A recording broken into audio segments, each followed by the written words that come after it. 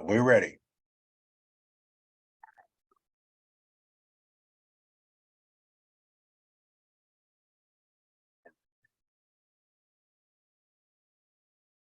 Well, hello there, Dr. Karen Hill Pruden. It's good to see you on this beautiful afternoon. Good to be with you. Brothers and sisters, ladies and gentlemen, for those who do not know who I am Dr. George Fraser, founder of the Power Networking Conference, and I'm here today to interview with gusto Dr. Karen Hills Pruden. Karen, please tell our audience who you are and what you do. Absolutely. I am known as the C-suite strategist. I specifically work with female middle managers, work with them on how to articulate their successes and through their work portfolio, how to articulate leading people, leading change, using examples of technology and analytics. I help them in the C-suite recruitment process. Awesome. And these are some of the things you're going to be talking about and teaching and training and coaching, if you will, at the Power Networking Conference, August 2nd through the 5th in Houston, Texas. Unpack that a little bit. Absolutely. So I am going to be talking about why your middle manager superstars do not correlate into superstar leaders. And so we're going to be talking about what are those competencies that are needed to move to leadership that doesn't necessarily transition over from management to leadership. And what I mean by that is middle management. There's a different mindset. Management and leadership are not synonyms for one another. One is concerned about day-to-day activities and the other is concerned about 2 to 3 years down the road. And so we're going to talk about why they don't make that transition and how you can get them back on the right path for successful leaders. Good, good, good. So to say it in another way, what problem or maybe even opportunity does your service provide or solve, or both?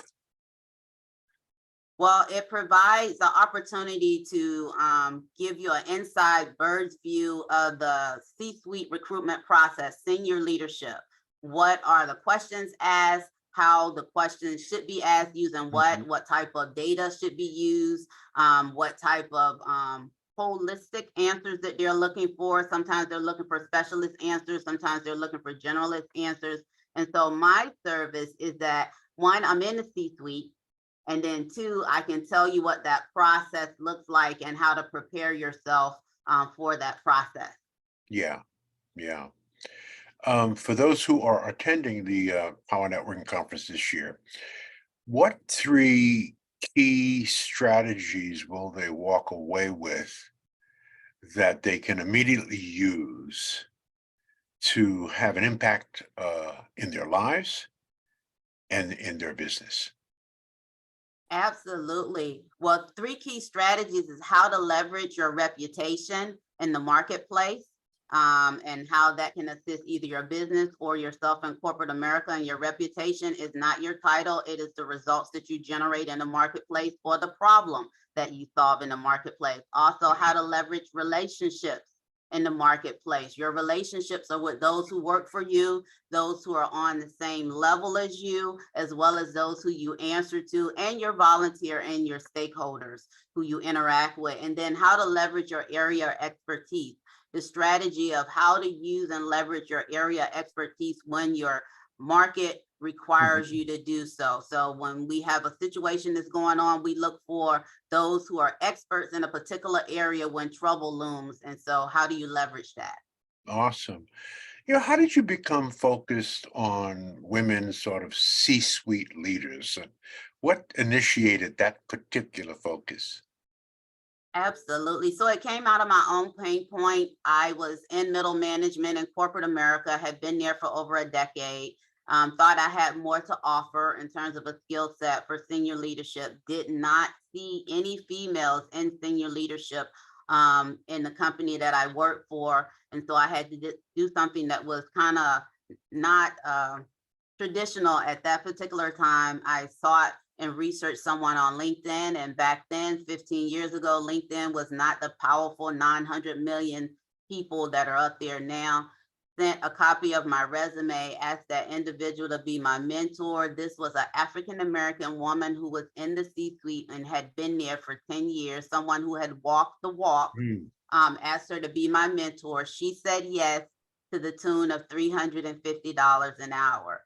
Now, 15 years ago, if I lost $350 now, I would look for it. But 15 years ago, that was a bit steep. But what do you do when someone has walked the path that you want to walk? So I hired her for 1 year, for 1 hour a month, to pour into me and build on my skill set so that I could be a viable candidate for the C-suite. And I got an invitation to apply for a C-suite position after working with her for 1 year, went through the 4-month process, and I have been in the C-suite ever since then. And so my pain point of having to go through that process just to get the knowledge to go to the next level is why I am so interested in women C-suite leaders.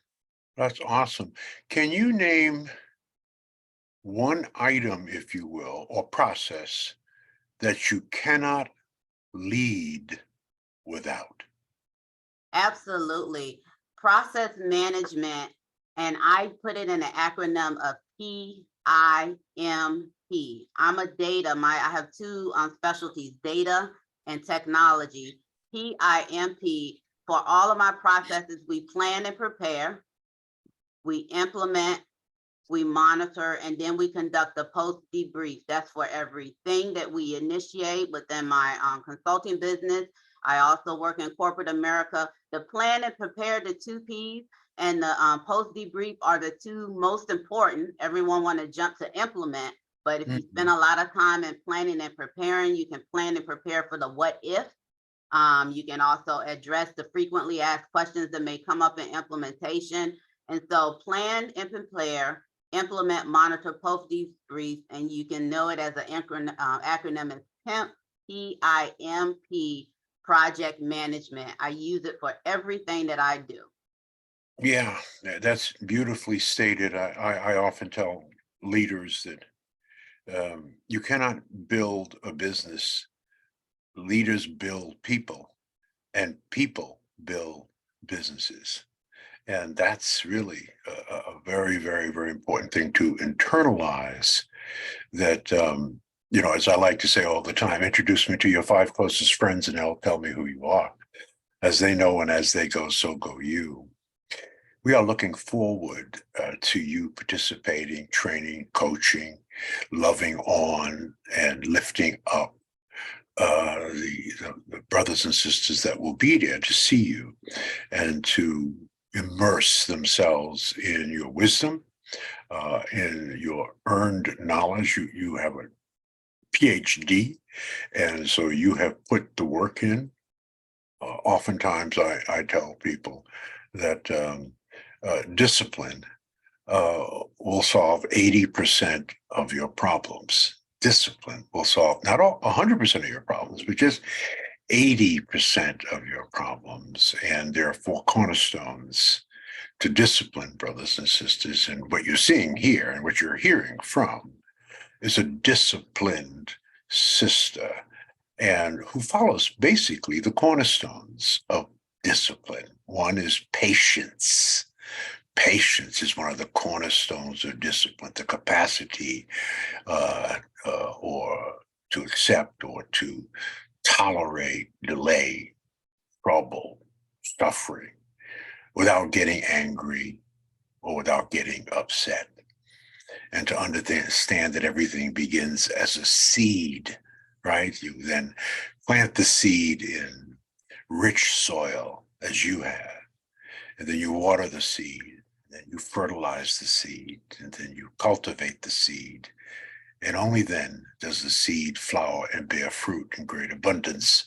But in between, you will have to learn lessons and overcome obstacles. So patience, and you have demonstrated great patience. You're very learned and wise, really, to be so young. The second cornerstone is work ethic. In other words, as I like to say, do the damn thing. Try again, fail again, but fail better, right? There are no exceptions to the rule. Life is full of hills and valleys and twists and turns and obstacles. So you have done that. And this is why you are where you are. This is why you have been invited to speak at the Power Networking Conference. The third pillar is knowledge. Knowledge. When I say knowledge, I mean reading. And there's no way you can earn the academic credits that you have without being a ferocious reader. And knowledge comes from great people, or another way to say that is the power of proximity. The power of proximity. What does that mean? Surrounding yourself with people who make you better. This is what you're doing. When people come to the Power Networking Conference, you will make them better. These are the kinds of people that you want to be about. And the fourth pillar for discipline is risk. No risk, no reward.